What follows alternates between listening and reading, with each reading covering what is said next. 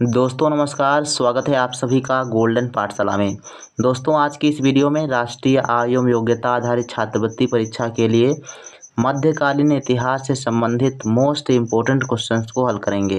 प्यारे बच्चों, आपकी परीक्षाएं बहुत ही नज़दीक हैं। इस दृष्टि से आप सभी के लिए एकदम चुनिंदा प्रश्नों का संग्रह इस वीडियो में किया गया है, तो आप सभी लोग वीडियो को लास्ट तक बिना स्किप किए हुए जरूर देखिएगा। आइए शुरू करते हैं वीडियो को। और वीडियो का फर्स्ट क्वेश्चन आपकी स्क्रीन पर है। शेर शाह के बचपन का नाम क्या था? खुर्रम, शाहबाज, फरीद या फिर फिरोज? तो शेर शाह के बचपन का नाम फरीद था। सी ऑप्शन आपका सही जवाब हो जाएगा। नेक्स्ट क्वेश्चन है, शेर शाह द्वारा बनाई गई सड़क किस नाम से प्रसिद्ध है? Rajpath, Janpath, grand trunk road, इनमें से कोई नहीं। तो सही आंसर बच्चों है C option grand trunk road यानी जीटी रोड। थर्ड ऑप्शन है, शेर शाह सूरी की मृत्यु कहाँ हुई थी? वेरी वेरी इंपॉर्टेंट क्वेश्चन है, कई बार ये प्रश्न बच्चों पूछा जा चुका है। तो शेर शाह की मृत्यु कहाँ हुई थी? कन्नौज, चौसा, दिल्ली या सासाराम? तो सही आंसर बच्चों है सासाराम में जो है शेर शाह की मृत्यु हुई थी और यहीं पर इसका मकबरा बना हुआ है। तो ये क्वेश्चन ये भी पूछा जाता है कि शेर शाह का मकबरा कहाँ है? तो सासाराम में है। और सासाराम कहाँ है? तो बिहार में स्थित है। शेर शाह कब दिल्ली का शासक बना था? 1542, 1540, 1538 या 1545? तो ये समय था 1540 ईस्वी में, जब शेर खान यानी शेर शाह सूरी शासक बना था। बी आंसर आपका सही है। शेर शाह तथा हुमायूं के बीच प्रथम युद्ध कौन सा हुआ था? तो इसमें कौन सा राइट आंसर है? चौसा का युद्ध, कन्नौज का युद्ध, पानीपत का युद्ध या फिर खानवा का युद्ध? तो ये बच्चों हुआ था चौसा का युद्ध। ठीक है, इसमें आपका फर्स्ट ऑप्शन सही हो जाएगा। नेक्स्ट क्वेश्चन है, बहमनी राज्य की स्थापना किसने की थी? भोज, हसन गंगू, तुगलक, इनमें से कोई नहीं। तो बहमनी साम्राज्य की नींव बच्चों रखी थी हसन गंगू ने। ये आपका बी आंसर सही है, इसमें कंफ्यूज नहीं होना है। नेक्स्ट क्वेश्चन आप देखो, विजयनगर साम्राज्य की स्थापना किसने की थी? भोज, हरिहर और बुक्का, कृष्णदेव राय, मोहम्मद तुगलक? तो सही आंसर है हरिहर और बुक्का। तो ध्यान रखेंगे, दोनों इंपॉर्टेंट चीज़ें हैं। विजयनगर साम्राज्य की जो नींव डाली थी हरिहर बुक्का ने डाली थी, और बहमनी नगर साम्राज्य की स्थापना किसने की थी? तो हसन गंगू ने की थी। तो दोनों इंपॉर्टेंट क्वेश्चन हैं। तालीकोटा का युद्ध कब हुआ था? ये क्वेश्चन बहुत इंपॉर्टेंट है, आप इसको जरूर याद कर लें। 1566, 1570, 1564 या फिर 1565? तो ये सही आंसर है बच्चों आपका डी ऑप्शन, 1565 ईस्वी में तालीकोटा का युद्ध हुआ था। विजयनगर की राजधानी कहाँ थी? मदुरई, बीजापुर, गोलकुंडा, हस्तिनावती या हम्पी? तो सही आंसर बच्चों है हस्तिनावती या हम्पी जिसको कहते हैं, ये विजयनगर साम्राज्य की राजधानी थी। डी आंसर सही है। पुर्तगाली डोमिंगो पायस किसके दरबार में आया था? हरिहर एवं बुक्का, हसन गंगू, कृष्णदेव राय, इनमें से कोई नहीं।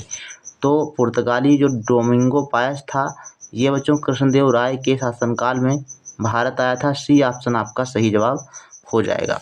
नेक्स्ट क्वेश्चन देखो, मार्को पोलो नाम का इटालियन यात्री भारत कब आया था? तो ये 1288 ईस्वी में भारत आया था मार्को पोलो, इसको ध्यान रखेंगे। ए ऑप्शन आपका सही जवाब हो जाएगा। नेक्स्ट क्वेश्चन देखो, मोहम्मद बिन तुगलक ने अपनी राजधानी दिल्ली से कहाँ स्थानांतरित की थी? तो ये क्वेश्चन तो कई बार पढ़ाया जा चुका है। मोहम्मद बिन तुगलक ने अपनी राजधानी दिल्ली से दौलताबाद को स्थानांतरित की थी। बी आंसर आपका सही है। 13 नंबर क्वेश्चन है, निम्नलिखित में से किस सुल्तान को पागल कहा गया? नासिरुद्दीन महमूद, मुबारक खिलजी, मोहम्मद बिन तुगलक? तो इसका बच्चों सी ऑप्शन सही है। मोहम्मद बिन तुगलक को पागल शासक के नाम से भी जाना जाता है, क्योंकि इन्होंने 3 योजनाएं बनाई थी और तीनों योजनाएं जो है फेल हो गई थी, इसलिए इनको पागल शासक के रूप में जाना जाता है। 14 नंबर क्वेश्चन है, तैमूर लंग ने 1398 ईस्वी में किसके शासनकाल में आक्रमण किया था? तो तैमूर लंग बच्चों ये नासिरुद्दीन महमूद के शासनकाल में आक्रमण किया था। तो ए ऑप्शन आपका सही जवाब हो जाएगा। 15 नंबर क्वेश्चन है, ब्राह्मणों पर सर्वप्रथम जजिया कर किसने लगाया था? इल्तुतमिश, बलबन, फिरोज तुगलक या अलाउद्दीन खिलजी? तो सबसे पहले की बात करें तो ये थे बच्चों फिरोज फिरोज शाह तुगलक, जिन्होंने जो है जजिया कर सबसे पहले लगाया था। इसके बाद जो है जब जो है अकबर आते हैं तो वह इसको ख़त्म कर देते हैं, लेकिन बाद में जो है पुनः जब औरंगज़ेब आता है तो पुनः जजिया कर फिर से स्टार्ट हो जाता है। तो ये सब चीज़ें इसको आप ध्यान रखिएगा। 16 नंबर क्वेश्चन है, सर्वप्रथम किस सुल्तान ने सिंचाई कर लगाया था? तो ये थे बच्चों फिरोज तुगलक, इन्होंने ही सिंचाई कर लगाया था, सिंचाई पर टैक्स लगाया था। 17 नंबर क्वेश्चन है, मोरक्को का यात्री इब्न बतूता किसके शासनकाल में भारत आया था? अलाउद्दीन खिलजी, मोहम्मद बिन तुगलक, फिरोज तुगलक या गयासुद्दीन तुगलक? तो ये बच्चों था मोहम्मद बिन तुगलक के शासनकाल में इब्न बतूता भारत में आया था। दिल्ली के किस सुल्तान ने अपनी आत्मकथा लिखी थी? मोहम्मद बिन तुगलक, सिकंदर लोदी, फिरोज तुगलक, इनमें से कोई नहीं। सी आंसर सही है, फिरोज तुगलक ने स्वयं अपनी आत्मकथा लिखी थी। 19 नंबर क्वेश्चन है, गुलरुखी के नाम से कौन जाना जाता था? तो ये सिकंदर लोदी था, ये क्वेश्चन आपका पढ़ाया जा चुका है। ये गुलरुखी उपनाम से कविताएं लिखा करता था। इसके बाद है 20 नंबर क्वेश्चन, सांकेतिक मुद्रा का प्रचलन किसने किया था? तो मोहम्मद बिन तुगलक ने। ठीक है, सी ऑप्शन आपका सही है। इसके अलावा ये दोनों ऑप्शन आपके महत्वपूर्ण हैं। इल्तुतमिश ने जो है 40 गुलाम सरदारों का संगठन बनाया था, जिसको चालीसा कहा गया था। अलाउद्दीन खिलजी ने बाजार नियंत्रण प्रणाली लागू की थी और घोड़ों पर दागने की प्रथा, नगद वेतन देने की शुरुआत की थी। तो ये सब चीज़ें आप इसके बारे में याद रखिएगा। 21 नंबर है, अष्टदिग्गज किसके दरबार में थे? कृष्णदेव राय, शिवाजी, चंद्रगुप्त द्वितीय? तो ये थे बच्चों अष्टदिग्गज कृष्णदेव राय के शासनकाल में ये देखने को मिलते हैं। ए ऑप्शन आपका सही जवाब हो जाएगा। कृष्णदेव राय के दरबार में आने वाला पुर्तगाली यात्री था डोमिंगो पायस, तो हमने अभी पहले देख लिया है, और बारबोसा, ये दोनों थे।